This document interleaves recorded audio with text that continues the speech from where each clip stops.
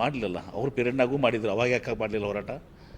ಅವ್ರ ಪೀರಿಯಡ್ನಲ್ಲೂ ಕೂಡ ನೋಟಿಸ್ ಕೊಟ್ಟಿದ್ದಾರೆ. ಅವ್ರ ಪೀರಿಯಡ್ನಾಗೂ ಗೆಜೆಟ್ ನೋಟಿಫಿಕೇಷನ್ ಇತ್ತು ಏನು ರೀ. ಅವ್ರ ಸರ್ಕಾರದಾಗೂ ಗೆಜೆಟ್ ನೋಟಿಫಿಕೇಷನ್ ಇತ್ತು. ಅವ್ರ ಪೀರಿಯಡ್ನಾಗೂ ಕೂಡ ನೋಟಿಸ್ಗಳು ಕೊಟ್ಟಿದ್ದಾರೆ. ಅವ್ರ ಪೀರಿಯಡ್ನಾಗೂ ಕೂಡ 9 ನಂಬರ್ 11 ನಂಬರ್ ಕೊಟ್ಟಿದ್ದಾರೆ. ವಕ್ಫ್ ತಪ್ಪು ಮಾಡಿದ್ರೆ ನಾವು ವಕ್ಫ್ ಹೇಳಿದ್ರಿ ಮನೇನು ಕೂಡ ಪ್ರೊಟೆಕ್ಟ್ ಮಾಡೋಂಗಿಲ್ಲ. ವಕ್ಫ್ ಭಾಳಷ್ಟು ತಪ್ಪು ಮಾಡಿದಾವೆ. ಅದಕ್ಕೆ ಎರಡು ಮಾತಿಲ್ಲ. ಎಲ್ಲೆಲ್ಲಿ ವಕ್ಫ್ ತಪ್ಪು ಮಾಡಿದೆ ಅದನ್ನು ಸರಿಪಡಿಸಲಿಕ್ಕೆ ನಾನು ಈಗಾಗಲೇ ಟಾಸ್ಕ್ ಫೋರ್ಸ್ ಕಮಿಟಿ ನಮ್ಮ ಜಿಲ್ಲೆಯಂತೂ ಮಾಡಿದ್ದೀನಿ. ಮುಖ್ಯಮಂತ್ರಿಗಳಿಗೂ ಕೂಡ ಮೊನ್ನೆ ಅವ್ರಿಗೂ ಕೂಡ ಹೇಳಿದ್ದೀವಿ, ಎಲ್ಲಿ ವಕ್ಫ್ಗಳು ತಪ್ಪು ಮಾಡಿದ್ದಾವೆ ನಿರ್ದಾಕ್ಷಿಣ್ಯವಾಗಿ ಕ್ರಮ ಕೈಗೊಳ್ಳುವಂಥದ್ದು. ವಿ ಆರ್ ನಾಟ್ ಪ್ರೊಟೆಕ್ಟಿಂಗ್ ವಕ್ಫ್.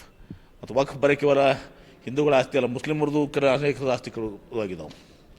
ಆದರೆ ಬಿ ಜೆ ಪಿಯವ್ರು ಕೇಳೋದಿಷ್ಟೇ, ನೀವು ಇಷ್ಟು 74ರಿಂದ ಇಲ್ಲಿ ತನ ನಿಮ್ಮ ಮ್ಯಾನಿಫೆಸ್ಟೋದಾಗ ಯಾಕೆ ಹಾಕಿದ್ರಪ್ಪ? ನೀವು 2014 ಮ್ಯಾನಿಫೆಸ್ಟೋದಾಗ ಹಾಕಿದ್ರಿ. ಶೋಭಾ ಕರಂದ್ಲಾಜೆ ಪಾರ್ಲಿಮೆಂಟ್ನಾಗ ಕ್ವಶನ್ ಕೇಳಿದ್ದಕ್ಕೆ ಮೈನಾರಿಟಿ ಅಫೇರ್ಸ್ ಮಿನಿಸ್ಟರ್ ನಕ್ವಿಯವ್ರು ಉತ್ತರ ಕೊಟ್ರಿ. ಅವಾಗ ಎಲ್ಲಿ ಹೋಗಿತ್ತು ನಿಮ್ಮದು ಹೋರಾಟ? ಅಂದರೆ ಇವ್ರದ್ದು ರಾಜಕೀಯ ಪ್ರೇರಿತ ಕಾಂಗ್ರೆಸ್ ಸರ್ಕಾರ ಇದ್ದಾಗ 2 ದಿವಸ ಕುಂಭಕರ್ಣ ನಿದ್ದೆ ಮಾಡಿದ್ರು ತಾವಿದ್ದಾಗ. ತಾವು ನೀವಿದ್ದಾಗ ಯಾಕೆ ಮಾಡಲಿಲ್ಲ ಇದನ್ನೆಲ್ಲ? ಕೇಂದ್ರ ಸರ್ಕಾರ ನಿಮ್ಮದೇ ಅದ, 10 ವರ್ಷ ಕೇಂದ್ರ ಸರ್ಕಾರ ಅದ, 2014 to 24 ಮಾಡೋದಿರಲಿ. ನೀವು ಅದಕ್ಕೆ ಸಪೋರ್ಟ್ ಮಾಡಿದ್ದೀರಿ, ಮ್ಯಾನಿಫೆಸ್ಟೋದಾಗ ಹಾಕಿದ್ದೀರಿ, ಫ್ಲೋರ್ ಆಫ್ ದ ಹೌಸ್ ಉತ್ತರ ಕೊಟ್ಟಿದ್ದೀರಿ ಲೋಕಸಭೆಯಲ್ಲಿ. ಇಲ್ಲಿ ಬಂದು ನಾಟಕ ಮಾಡ್ತೀರಿ. ಹಾಗೆ ಹೇಳ್ದದ. ವಿಜೇಂದ್ರನ ತೆಗಿಬೇಕಂತಾರೆ, ಇವರು ವಿಜೇಂದ್ರನ ಇವ್ರು ತೆಗಿಬೇಕಂತಾರೆ. ಒಟ್ಟಾರೆ ಇದು ಅವ್ರವ್ರ ರಾಜಕೀಯ ಗೊಂದಲ, ಇದು ಡ್ರಾಮಾ. ಸರ್, 3 ಉಪಚುನಾವಣೆ ಮತ್ತು ಮಹಾರಾಷ್ಟ್ರ ಜಾರ್ಖಂಡ್ ನಾಳೆ ಮತದಾನ ಎಣಿಕೆ ಮತ್ತು ಫಲಿತಾಂಶ ಪ್ರಕಟಿಸಿದೆ.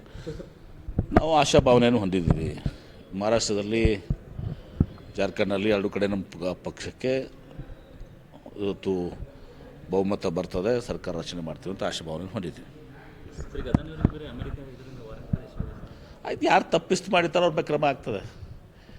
ಯಾರು ಪ್ರೊಟೆಕ್ಟ್ ಮಾಡೋಂಥ ಪ್ರಶ್ನೆ ಬಂದಿಲ್ಲ. ಈಗ ಯಾರು ತಪ್ಪು ಮಾಡ್ತಾರೆ ಅವ್ರು ಯಾರೇ ಇರಲಿ, ಅದಾನಿ ಇರಲಿ, ಅಂಬಾನಿ ಇರಲಿ, ಬೇರೆ ಯಾರೇ ಇರಲಿ, ಅವ್ರ ಮೇಲೆ ಸ್ವಾಭಾವಿಕವಾಗಿ ಅದು ಒಂದು ದಿವಸ ಅವ್ರಿಗೆ ಶಿಕ್ಷೆ ಆಗಬೇಕು ಅಥವಾ ಕ್ರಮ ಆಗಬೇಕು ಅವ್ರ ಮೇಲೆ.